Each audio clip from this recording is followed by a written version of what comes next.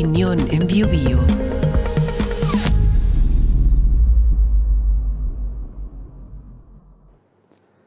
La obra que escribe Emmanuel Carrère, nacido en París en 1957, es una historia real que con una forma de escritura muy libre se titula simplemente Limonov y fue publicada en Barcelona por Anagrama en 2013 y cuenta con 396 páginas. Se trata de una biografía, aunque también es una obra literaria, es una crónica y varias cosas a la vez. Está muy bien documentada, tanto en la vida del personaje como en la historia más amplia que rodea la existencia de Édouard Limonov. Esto nos lleva nuevamente al viejo problema del estudio de las grandes personalidades en la historia, que por una parte nos ilustran sobre un tema, pero podrían ocultar la relevancia de los grupos sociales, las tendencias de una época y otros aspectos que también son muy importantes. El libro logra afirmar la importancia del personaje y se abre a explicar su vida en el contexto histórico en el cual se desarrolla. Limonov nació en Kharkov, Ucrania, bajo el nombre de Eduard Beniakov. Era 1943, un año crucial, en plena Segunda Guerra Mundial, cuando la Unión Soviética desarrollaba la famosa Guerra Patriótica de Stalin, tras la invasión de Hitler un par de años antes, y que resultó finalmente fallida y permitió el contraataque soviético.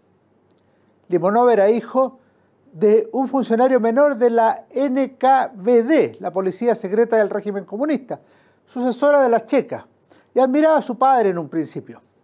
De niño aprendió pocas cosas, pero para toda la vida. Leía mucho, incluso pensó ser escritor. Aprendió a beber a lo ruso. Tenía hígado de acero, se decía. Y, una cuestión decisiva, aspiraba a ser el rey del crimen. Incluso estaba dispuesto a matar.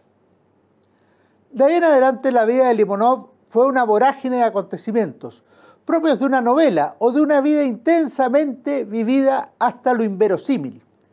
Miembro de diversas bandas en Moscú, involucrado en hechos antisociales, rebelde temprano y consuetudinario, provocador insaciable y virulento, antisistema en las escasas y leves aperturas que se dieron en el régimen soviético tras la muerte de Stalin en 1953. Finalmente, emigró con su cónyuge Elena a Nueva York en 1974, el mismo año que lo hizo Solzhenitsyn, como destaca Carrère, pero vivió en Norteamérica una existencia decadente y a veces triste, con ansias de grandeza pero rodeado de pobreza y sin perspectiva alguna. Su mayor logro fue escribir sus propias miserias y tener un libro aceptable que lo convirtió en escritor y le permitió ir a Francia. París representó una época importante para Limonov.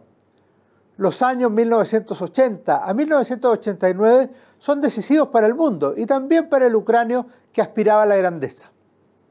En ese tiempo se hablaba del fin del Imperio Soviético, cuando el comunismo poco antes parecía imbatible y se presumía que sería la forma final de organización social en la humanidad. En la Unión Soviética asumió Mikhail Gorbachev, quien encabezó la perestroika, proclamó el glasnost y marcó la transición hacia el fin del comunismo en la tierra de Lenin. Todo estaba cambiando. El año de la caída del muro de Berlín, Limonov regresó a la Unión Soviética, que daba sus últimos manotazos históricos. El propio Nobel escritor quería convertirse en una figura relevante en este nuevo proceso político. De esta manera, se vinculó a rusos simples y quiso aprender de ellos. Le dolía Rusia, a la que pertenecía Ucrania, mientras la gran potencia era un país sin ilusiones y venido a menos. En su diario de un fracasado, Limonov había escrito lo siguiente: «Sueño con una insurrección violenta, que me den 1 millón y compraré armas, y procuraré una sublevación en cualquier país». Si bien eran palabras más voluntariosas que realistas, animaron a su autor a procurar, con escaso éxito, a revolucionar distintos países. Adicionalmente, son muy ilustrativas de su personalidad. Estuvo con los serbios, lo que le valió críticas y sospechas. Lo mismo lo llevó a organizar un nuevo partido en Rusia. Finalmente pensó en hacer lo mismo en Asia Central. El caso ruso es al menos complejo, por utilizar una palabra a la que recurre Carrère, con cierto pudor. Limonov organizó a los Nazbols, el Partido Nacional Bolchevique, nombre que trae las peores reminiscencias de los grandes totalitarismos del siglo XX, más cuando a su sede le llamaban el búnker. Los jóvenes que se integraban a la organización eran nacionalistas de variado cuño, sin trabajo, furiosos punkis y desadaptados varios, que buscaban una gloria y un poder que no llegaría para ellos. Lo que sí llegó fue la detención de Limonov bajo la acusación de terrorismo, entre otras denuncias, que le significaron años de cárcel y le permitieron escribir nuevos libros, así como ser reconocido por su audacia y su valor.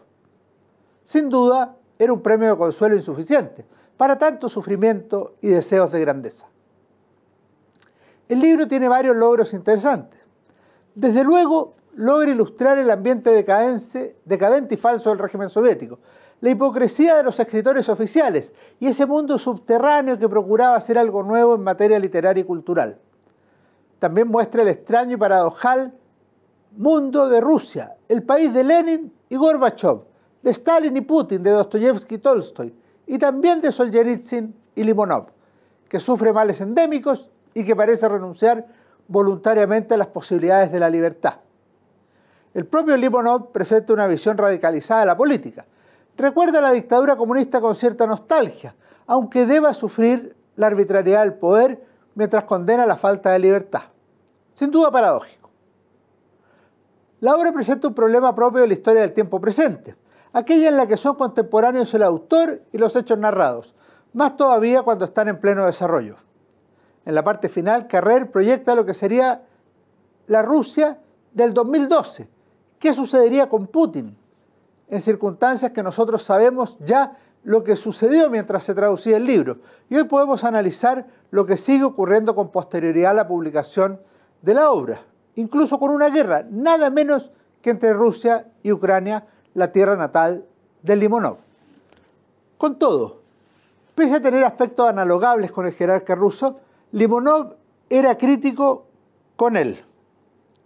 Escribe panfletos donde explica que Putin no solo es un tirano, sino un tirano grotesco y mediocre, a quien le ha caído en suerte un traje que le queda demasiado grande. Carrer agrega: la falsedad de esta opinión me parece manifiesta. El resto es historia, que el propio Limonov no logró conocer, en parte porque murió el 17 de marzo de 2020, cuando todavía quedaban muchos sucesos importantes en la vida de Putin, de Rusia, de Ucrania y de millones de personas en esa zona del mundo. Estamos frente a una obra que nos habla de un personaje, pero que permite comprender mejor la historia del siglo XX, especialmente de Rusia. Eduard Limonov es la figura central del libro, un hombre tan atractivo como execrable, que le preguntó al autor del libro, Emmanuel Carrer, cuando sostuvieron la entrevista, por qué estaba interesado en escribir una biografía sobre él. La respuesta del escritor fue la siguiente: porque tiene una vida apasionante. A lo que Limonov agregó: sí, una vida de mierda. Estoy convencido que ambos tenían razón. Nos vemos en nuestro próximo comentario de libros, en BioBio TV. Opinión en BioBio.